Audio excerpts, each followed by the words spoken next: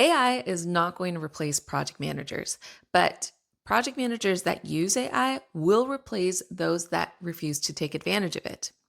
As you begin building your project management skills, make sure that you're not abusing AI and you're not replacing learning from subject matter experts and coordinating with subject matter experts with just talking to AI. I have a whole playlist that deep dives into project management skills if you're looking to increase your knowledge on project management.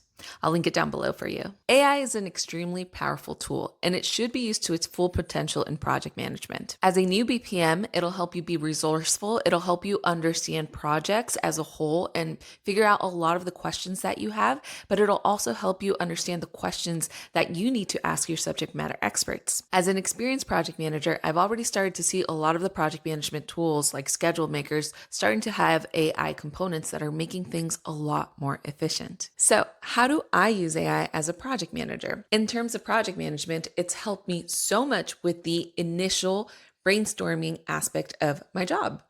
And it's helped cut the time in half for a lot of the repetitive tasks that I have as a project manager, like progress reporting. So in this video, I want to walk you through the exact methods that I use AI as a project manager. Number one, I already mentioned this, brain mapping or brainstorming. When I'm initially starting a project, I spend a lot of time figuring out what exact expertises am I going to need? Who are going to be my subject matter experts? What are all the components of the project that I'm going to need to scope and find a subject matter expert for? This is the type of task that would take me a very long time because it was looking at my past projects, it was talking to subject matter experts to even put an initial draft together. And through the use of AI, it's really helped cut that time in half because it's helped me figure out all the components, laid them out, and then through my experience, I'm able to cut it down to the exact ones that I think the project's going to need. And then I can go to my subject matter experts. Then I can bring a solid draft to them and they can tell me, oh, you're missing this. Oh, this is right, but you need to add more on this, right? It's also helped me figure out my initial project team. So at the beginning of a project, I'm trying to figure out who are my leads, who are my discipline leads that I'm going to need to help me write out the scope, the budget, the schedule, all of that, right? Because at the beginning of the project, you really just need that skeleton crew, that core group of leadership that's going to help you develop the entire project.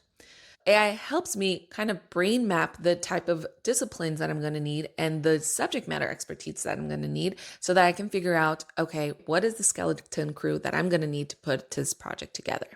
So a lot of that initial brainstorming that you do by yourself, you no longer have to. Now you have AI help you brainstorm a lot of it. Number two, scope development. So yes, now you have your subject matter experts, but you also want to come to them with an initial scope, right? Because that's why you know you need them as a subject matter expert in this project. You want to be able to tell them, okay, subject matter expert, here is the bridge that we're going to need to develop. And so as my structural engineer, now he knows, okay, I know the type of bridge that we're going to need, right? And he can help me write out the entire scope. But that initial draft, AI is very useful in putting it all together. The thing here is that you have to know your project definition very well. You can't just say, hey, AI, can you give me an initial draft of the scope of a bridge project, right? You have to have a very well-defined prompt. Can you give me the scope of work for a project in X location that has the purpose of building, doing, developing, whatever it is that your project's purpose is, and it will have these types of aspects, right? It will have a bridge. It will be a intersection. It requires traffic development. So you do need to know an initial project summary, which obviously it's your client coming to you telling you, hey, I want to build this thing.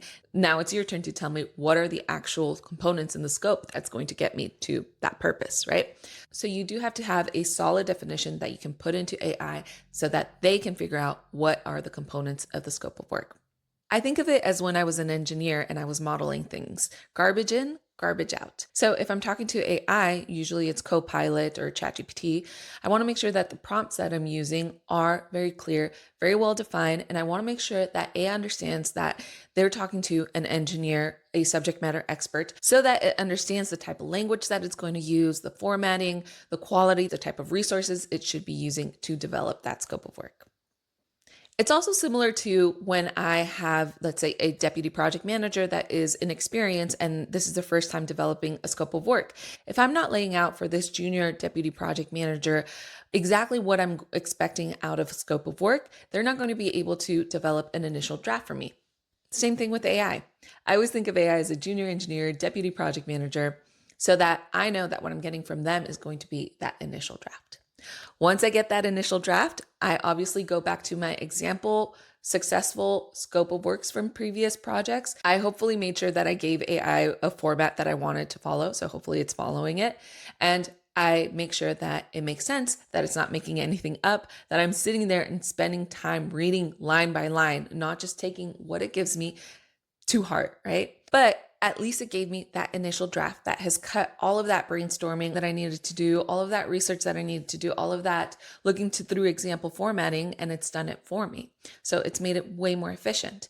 Now I finalize it into a solid initial draft through my expertise, through my years of experience. And now I can go to my subject matter experts and tell them, okay, here's the initial draft. Please review it. Let me know what I'm missing in terms of components. And now please develop it further, because it's really the subject matter experts that need to develop the components under their expertise for that scope of work. And make sure that I didn't overlook anything. Number 3, resource allocations. I've done this sparingly, but sometimes I just need a sounding board. And sometimes I don't have a colleague available who can do that with me. So when I need to figure out resource allocations because I have 2 conflicting projects and I know the schedules for both of them and I know the resources that I need for both of them, and they're going to be using the same resources, but I need to figure out a strategy on how to do them, I'll definitely bring in AI and say, hey, I have 3 engineers, I have 2 projects, I have these conflicting timelines. What is your proposal on how to strategize on how to use the resources and how to allocate them for the specific 2 schedules? Sometimes it gives me some great ideas. Just like if you were talking to any colleague, some great ideas come up and some things you just ignore because they don't make any sense, right? But it at least helps me try to think deeper, try to figure out some options, and helps me brainstorm how I can do it. At the end of the day, I'm the one who figures out the resource allocation, but AI is the one who's helped me think through it. Number 4, developing stakeholder messaging. So when I'm putting together a stakeholder engagement plan, I don't really use AI. It's almost impossible to use AI because you really have to know your stakeholders, right? You have to do a lot of, who are my stakeholders for this specific project? What are their priorities? And those are things that AI is just not going to know. You might be able to get some ideas of what potentially would be their priorities. Like, for example, let's say you're working with a school district. Pretty easy to get some ideas, but the only way that you're really going to understand your stakeholders is obviously talking to your stakeholders. But once I've talked to my stakeholders, once I've put together my stakeholder engagement plan, once I know which ones are my key stakeholders, which ones are my priority stakeholders, then I have all the information that I can give to AI and say, can you help me develop a communication plan? Can you help me develop the message to my stakeholder that has this goal, that is negotiating this item? So same thing, I have to know all the background information, right? This is their priority, but this is the goal of the project. We can give them X, but we cannot give them Y. Can you help me develop a message that is sensitive to their needs, but that communicates clearly and directly that we will not be able to meet all of their priorities, while still maintaining a good relationship with them? I always struggle putting messages together for stakeholders and delivering those messages where I'm very clear and direct of the direction that we need to go, but still empathetic and persuasive where they can understand our viewpoint or our standpoint and they still go along with the project. They'll still be happy supporting the project.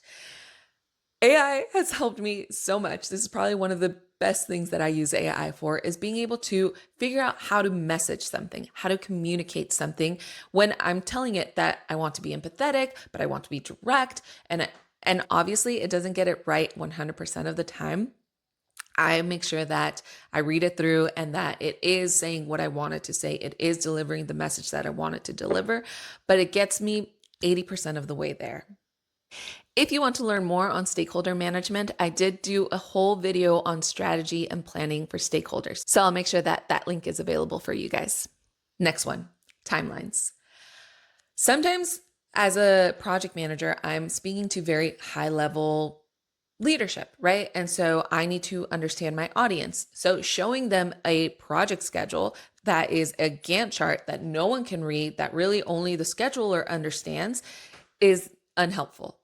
So I used to use a lot of Visio where I would put together a timeline where I would only add the milestones and the specific items that I knew I wanted to show on a timeline to leadership, right? To help them understand, all right, we are in this phase of the project. We have to get through these milestones. Right now, our critical item is this specific task. So I want to make sure that we're paying attention to that task, and they can see it in a very visual, easy to understand way. Visio helped me a lot with that. But now that I have AI, I actually am able to tell it the information that I need, ask for it to give me a timeline in this specific aesthetic format, and it'll just pop it out for me. Sometimes I do need to help it out a lot, or sometimes it kind of starts making up things. And so sometimes I just use it for the visual representation, and then I'll grab what it gave me, put it into a PowerPoint, manually adjust it how I need it to be manually adjusted. But at least it's done 70% of the work for me, because I no longer have to think about, okay, how am I going to put this timeline together? How am I going to make it fit? Think through all the tasks. It already has done all that formatting for me. Now I just have to clean it up. Again, it's almost like it's done the initial draft for me, and then I can finalize it. Okay, next up, project notes. Unless you're teaching or training someone, project notes should no longer be done manually. If you're in a project meeting with high-level executives and there's no intern, there's no admin, you should be using AI to take all of your project notes. It essentially cuts down project note-taking time from 2-3 hours to 30 minutes, 20 minutes, if that. We should not be afraid to take advantage of these tools to do things like this for us. And like I said, unless I had a junior engineer, a deputy project manager, or someone that I'm training on the project, and I want to make sure that they're actively engaging and listening to the meeting so that they can learn, then I am not going to be taking project notes, detailed project notes. I'll always be taking my own notes on my notebook, but detailed professional project notes that need to go out and need to be signed off, meeting notes that are required for a specific project to be documented. Why aren't you using AI? Read through them, obviously, make sure that it's not making up things, make sure that those key action items that you did pay attention to in your personal notebook are being taken into account. Obviously, I wouldn't just grab those AI notes and throw them out. I'd make sure that they're formatted correctly, I'd make sure that they make sense, and I'd make sure that the key action items that I noted are in there as well. Number 6, brainstorming risk items. If you've ever been in a risk workshop, you usually spend at least the first hour just brainstorming risk items for that specific project, right? With all your subject matter experts, with your entire project team, you're bringing up all of the risk items that you can think of, which is extremely useful. But if you use AI, again, making sure that you've provided an accurate project definition, a detailed project definition, and maybe already the constraints that you have of that project, it's going to help you brainstorm those risk items. And yes, maybe some of them are not going to be needed, but it'll at least help you understand the categories of risk items that you should be thinking through during that workshop.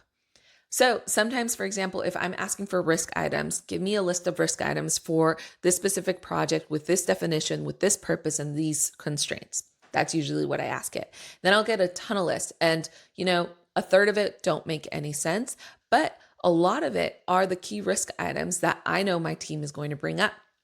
And a lot of the time, it even gives me categories of risk items that I didn't even think about and that the team didn't think about.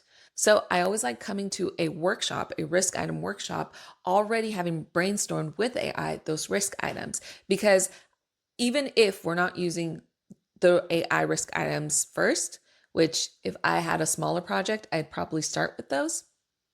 But at least you can come and listen to that workshop, that brainstorming workshop of the risk items, and see if, oh yeah, we're getting all of these. we're ticking them off. We're not missing any of them. And if we did miss them, I'll bring them up, right? If I do think that we're missing a critical risk item, I'll bring them up. Sometimes my team will say, no, it's not needed, and they'll have a really good reason for why it's not needed, which is great. But at least it'll help me brainstorm all those categories and think through all of the risk items that the project team will definitely have missed a couple. Okay, last one, number 7, progress reporting. This is such a repetitive task for project managers where we're either doing weekly progress reports, monthly progress reports, whatever it is, we're always doing a report, a status report of the project. I haven't figured out how to get AI to do my progress reports fully and completely. I don't know if others have, but AI has definitely made it a much more efficient process. I still do all my graphs and my tables manually because I like to keep a spreadsheet with all of that information in it. But in terms of the formatting, the narrative of a weekly progress, I usually just tell it, here's my format. And then I do a brain dump of all of the updates that I don't have to sit there and write out myself and clean up the text myself and do all of that myself. I just know my updates from my OneNote or my notebook. I dump them all in there. It knows the format and it makes it all pretty for me. So I don't have to spend that entire time putting together a progress report in a specific format and cleaning up my writing. All right, that's it. That's everything I wanted to say for this video. Please like this video and subscribe to my channel, and I'll see you on the next one. Bye, everyone.